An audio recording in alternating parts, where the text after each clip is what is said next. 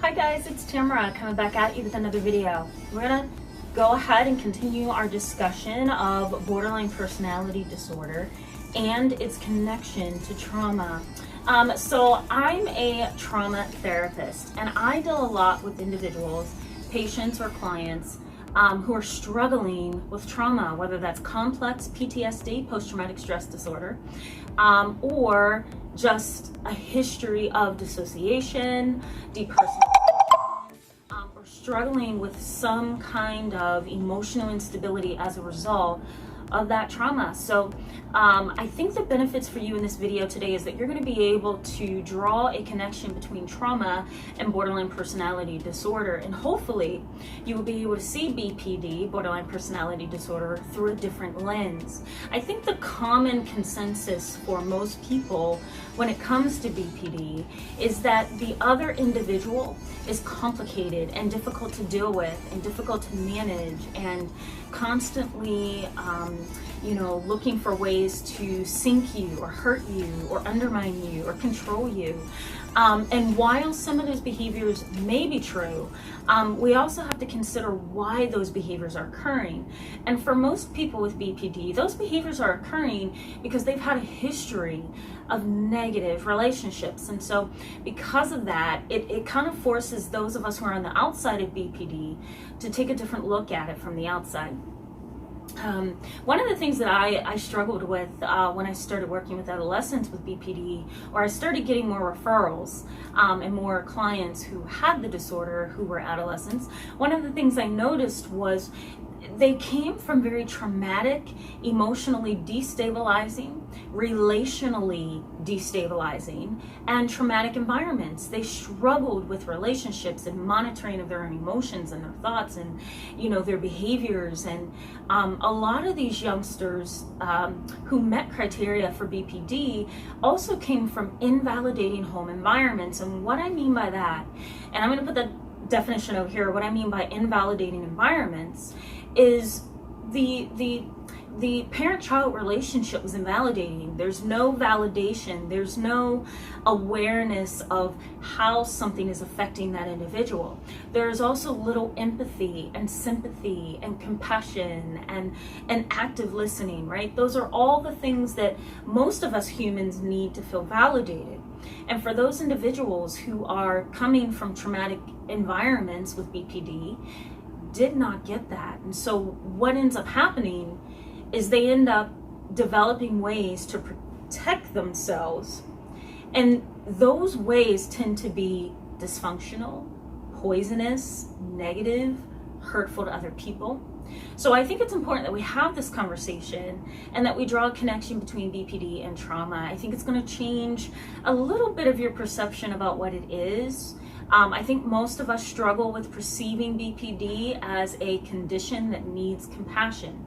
I know I did for a very long time because the behavior seemed so very manipulative and dramatic and intentional.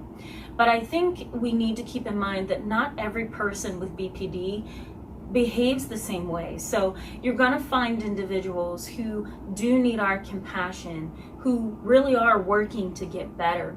So let's go ahead and get started and let's jump into this conversation. There's a couple of things that I want to mention on my list that I want you to keep in mind about individuals who have BPD and may have come from traumatic environments. So let's start with neurology, okay? We're going to start with the neurobiological view of BPD.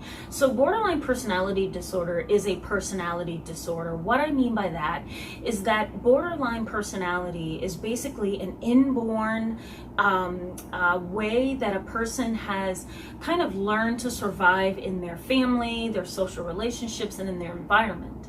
It is not a mental disorder that can be medicated away, that could be counseled away. It is more of a character definition. That's the only word that comes to my mind right now. It's more of a character or a definition of character. When you say BPD, borderline personality, we're talking about a definition of character, right? It's a personality trait. It's chronic, it's pervasive, it's going to be really hard to change it, okay? That does not mean that change can't happen. It just means that change is going to be difficult, right? If you think of a person who has an impulsive personality, or they make decisions right on the fly, right? Or they don't think things through because they're impulsive and they're hyperactive. Those are personality traits, okay? Or somebody who's just like naturally hilarious or naturally charming. Those are personality traits. Well, borderline personality is the same exact way. It's a trait, and it's a way that the individual assesses their environment, perceives their environment, acts within their environment. It's really hard to just take that person to therapy or allow that person to go to therapy and be changed. It really is a personality difficulty, and so it's going to take a lot of help for that individual to change. So we have to keep in mind that when it comes to biology or neurobiology, right, what's going on in the brain organically, altered brain waves occur in those with borderline personality disorder. It's a functional brain. Unfortunately, individuals with BPD can't be put into an MRI machine and studied that way, right? So a therapist, a psychotherapist, a psychiatrist has to do that. But what we do know as professionals is that there are typically altered brain waves. There's also functional changes in the brain, meaning that there are, if somebody takes a microscope or an MRI machine or a CAT scan, they can look at it and find structural changes. We also can look at the brain and find lowered levels of neurotransmitters, so norepinephrine and dopamine and serotonin. Okay, we can also find that the individual has a lower amount of brain waves as opposed to somebody who doesn't have BPD. So when you look at it from the neurological perspective, it really is an organic condition. It isn't something that can be acquired along the way necessarily. Okay, the way I want you to perceive borderline personality is looking at both environment and genes. Look at environment and biology. Okay, and what we're talking about right now with neurotransmitters and brain changes and brain waves and functional changes, we're talking about the biology of BPD. So there typically is some real changes that are going on with the brain. Okay, now when we talk about environment, this is where trauma comes in. So individuals who are raised in invalidating environments, the parents are typically minimizing of emotional challenges. There's very little support and emotional support. There's very little knowledge about others' feelings or acknowledgement, right? There's a lack of awareness of what's going on inside the heart and what's going on with the spirit and the mind. Those are very traumatic environments where nobody communicates. Ways of communication are poisonous and detrimental. There's no parental stability or authority, right? So now we're talking about the environmental piece of everything. We're talking about the influence of environment, right? The parent-child relationship, the sibling relationship, the school environment, relationships with other adults in the community, whether that's pastors or spiritual leaders or teachers, right? So when we have the environmental piece come into play, we can better understand why this individual has developed the kind of communication skills they have developed, okay? Attachment trauma is another issue that we need to focus on. And I'm going to put the definition of attachment trauma right over here so that you'll be able to kind of keep your eye on that as we go along. Attachment trauma is the idea that, you're born into the world and you don't attach appropriately to your caregiver for a variety of reasons. Maybe that caregiver is emotionally detached or unavailable. Maybe you were in foster care, or maybe you were taken by Child Protective Services and put into an orphanage or a residential treatment program, right? Maybe your parent never cuddled you and talked to you and interacted with you as a baby,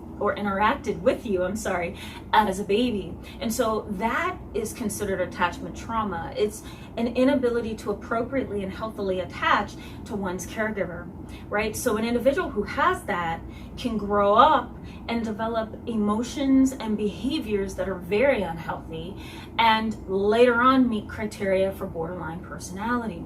So the way, again, that I want you to see BPD is we're having both biological brain changes or genetic along with the environmental piece. The environmental piece is extraordinarily important, as well as the biological piece. So you have both of those things come together, and kaboom, you have BPD, okay? So I want you to think of it that way.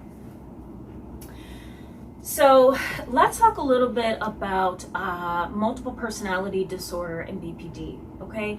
So borderline personality disorder and BPD tend to go hand in hand sometimes, and part of that is because multiple personality disorder or dissociative identity disorder, okay, tends to involve a set of behaviors and actions and thoughts that occur in borderline personality. So an example of that would be somebody with DID, dissociative identity disorder, or previously known as multiple personalities. Somebody with that condition might find themselves splitting off from reality, okay? So they can't stay connected and tuned to their reality because they're so busy trying to protect their heart, and they've learned to protect themselves by splitting off, and they become a different person, and they have a different attitude. They may even have a different set of values, and you might find yourself asking that person, like, where's Kelly? And you might get a reaction that's pretty absurd, like, who's Kelly? I'm Virginia, right? That's very rare, but there are some instances where that does happen among individuals who have BPD, because dissociative identity disorder, dissociation, depersonalization, all of those things, which I'm going to put the definitions over here, all of those things sometimes go hand in hand with BPD, okay? So we can't forget that. There's a traumatic component to DID. There's also a traumatic component to dissociation. It's a splitting off from reality, and basically another person steps in, or another form of reality steps into the picture. And so because there's a traumatic foundation to DID and dissociation and depersonalization, BPD is likely to be involved in that as well, because again, there's connections between trauma and BPD. Okay, so I know these are a lot of acronyms. Hang tight with me. I'm trying to make them as simplified as I can. But really what I want you to take away from this video is that there is often a component of trauma to individuals who have BPD. What that trauma is, we don't know all the time. But what we do know is that these individuals need a lot of support, help, courage, compassion, empathy. So we have to keep that in mind. It's very important. All right, guys, so thanks so much for being with me today. I encourage you to give this video a thumbs up if it was helpful to you. That pushes the video up in the search results and helps other people find the video. And so you're kind of giving back that way. So I thank you in advance for that. I will put my website and all that information at the end of the video. But in the meantime, guys, I wish you all the best. And we're going to continue these conversations. I find them extraordinarily helpful to a lot of my clients and a lot of people, readers and viewers who email me, tweet me, and text me at the end of the week after they see it. So these are going to continue. So stay tuned for that. All right, guys, thanks so much, and I'll see you soon. Bye-bye.